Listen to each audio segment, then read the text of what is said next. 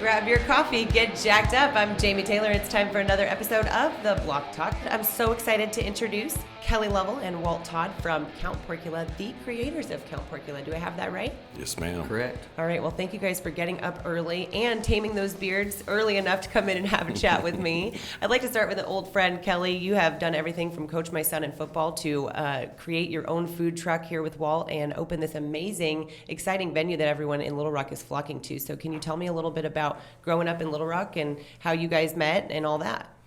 Yeah, I actually didn't grow up in Little Rock. I grew up in New Mexico and ended up coming out here in the 94 year. Went to the University of Central Arkansas, played college football there. And Go then Bears!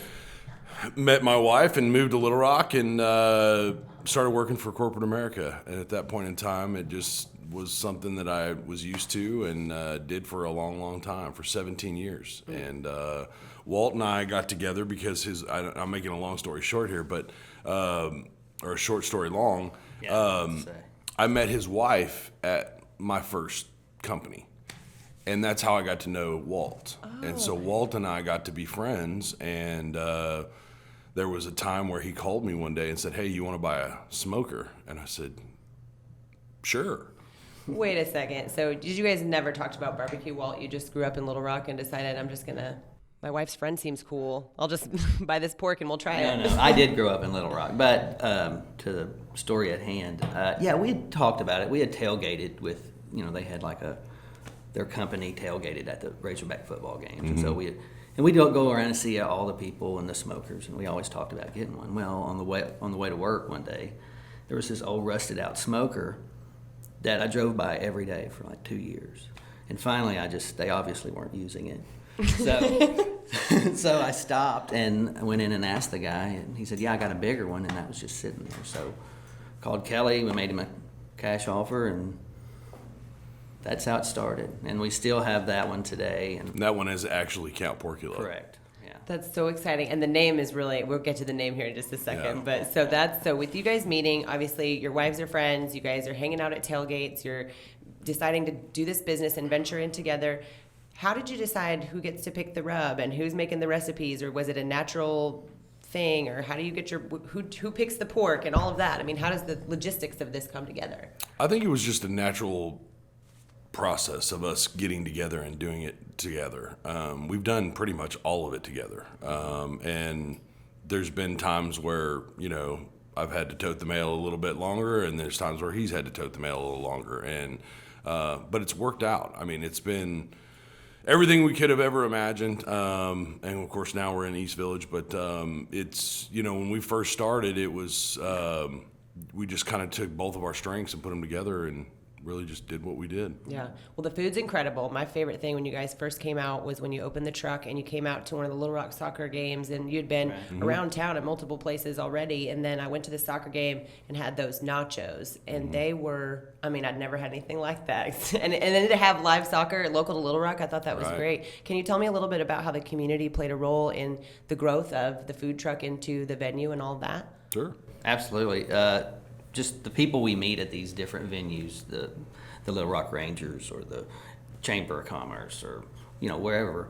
We've made these connections with people for years, and I don't know, without the community, we wouldn't be successful and we wouldn't be where we are. So we're very thankful for our patrons, our customers, we just can't even explain it. Yeah. It's amazing. I have a similar experience, so I understand what you mean with the community connections, because Little Rock seems like a little bit of a small town, even though it's kind of it's a capital city, it's our big city, but at the same time, you can get a lot of accessibility to the connections you need to build a business or grow the business that you have already existing into a new area. So you mentioned East Village, so we can talk about kind of the move there. So you grow the food truck, you're this local, exciting, fun, everyone comes out to see you brand, and then you need someplace permanent, a brick and mortar where people can come and play. So tell me about the birth of the Rail Yard and Count Porkula, and then we'll touch maybe on that crepe truck that's been parking over there.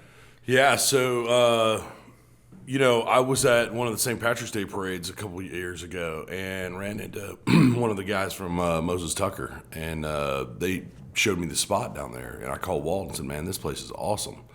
And we didn't really know where it would go or what would happen, but they ended up introducing us to three great ladies that own the rail yard: Virginia Murray, Linda Murray, and Virginia Young, Murray Newbern, and Linda Newbern. And we met them. They were looking for some people to go in business with to possibly do the food side of things, as they were going to do the rail yard side of things, which is the beer and the cocktails and all that, and the outdoor patio and all that stuff.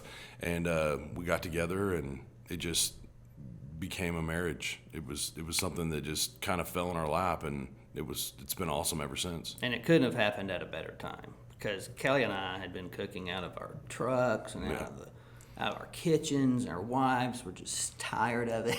Probably tired of for barbecue, years. yeah. For like 2 years. Yeah. And so we were just desperate, and we were looking everywhere, and it's one of those things that kind of feels meant to be, because it just all made sense when it happened, and when we met the girls, we knew it, and I think they knew it. I mean, we had a refrigerator in North Little Rock, and we had our food truck in out by England Highway, and my house is in Hillcrest, and I mean, logistically, I mean, it was trying to figure out how to get to here to there, and starting to cater and starting to do all these things, and then we started doing whole hogs, and it was just like, what are we doing? I mean, we were having wood delivered at both houses, and I mean, it was crazy.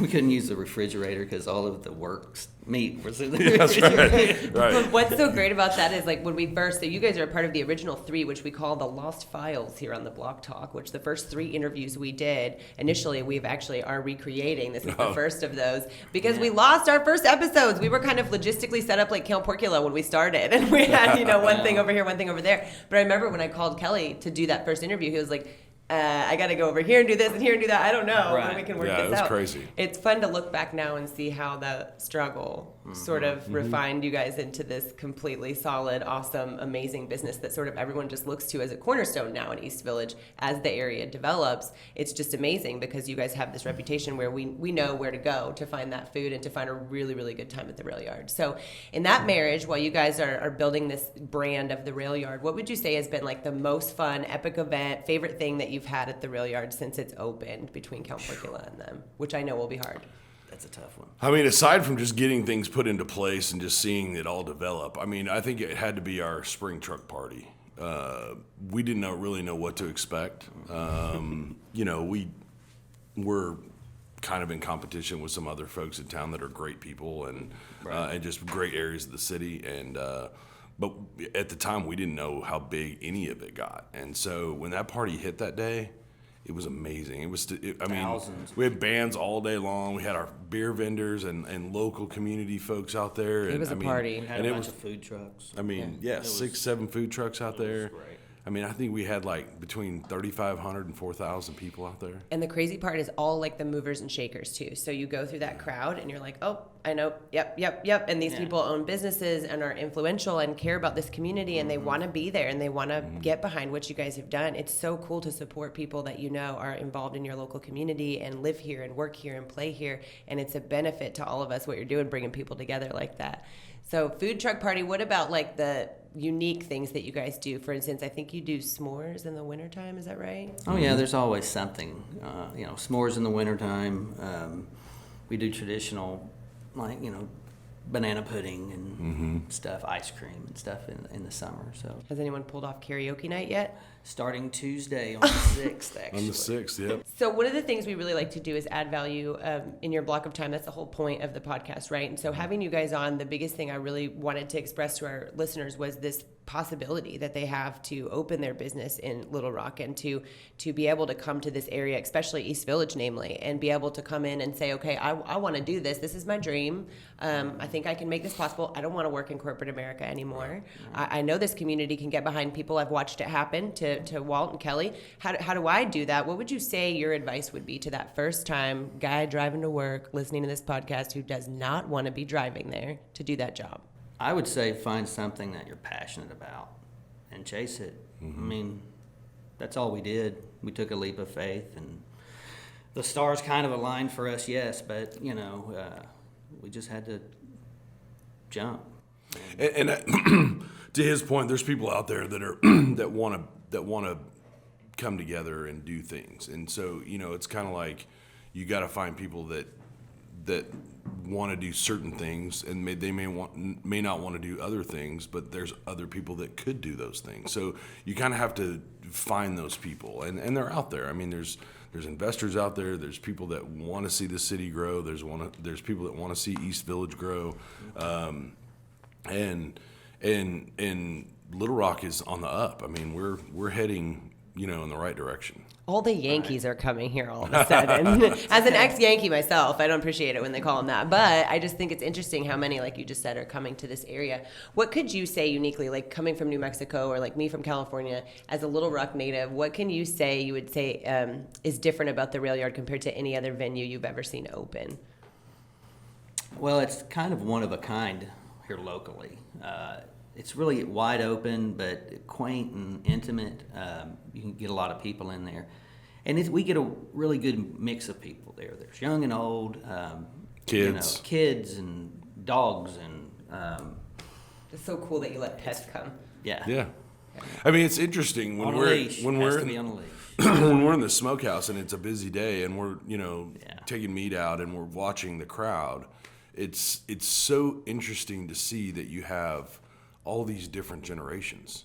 You have little bitty toddlers that are trying to stumble on the concrete and play some of the games that we have, and then you have the same thing happening with adults. And then you have millennials, and and they're doing their thing, and they're on their cell phones, and then you have a guy having an 80th birthday party. Yeah, an 80th birthday party. I mean, it's crazy. I mean, it's just seeing all these generations has just been that's been really cool to see, because we would have we were kind of told that's kind of what would happen, but I truly didn't believe it. Right. And I'm a believer now. We just didn't know what to expect. Yeah. You never do, but to your point, it's just kind of you have to jump to figure it out and just decide, if you build it, they will come kind of deal. And you guys built it and they came for sure. So real quickly before we go out here, I've got to ask the question about your beautiful wife and that crepe truck, because I did get a couple messages about my little appearance on KATV. Right. Nobody told me that I was going to be just stuffing my face on camera. I'm fine with it, because if I'm going to stuff my face with anything, it was Count Porkula in a crepe. Tell me how she dreams this up. It's a Little Crepesy is the name of the food truck, and we're all very proud of it. She's doing really well with it. It's new. I think it's a month, 5 weeks. A little more over a month, yeah. But she's been out there. You can find her on Facebook, Instagram. Her whole schedule's out there. But she and I had a creperie 10 years ago in Hillcrest, and obviously didn't make it. Called Lemon. And she never lost the dream.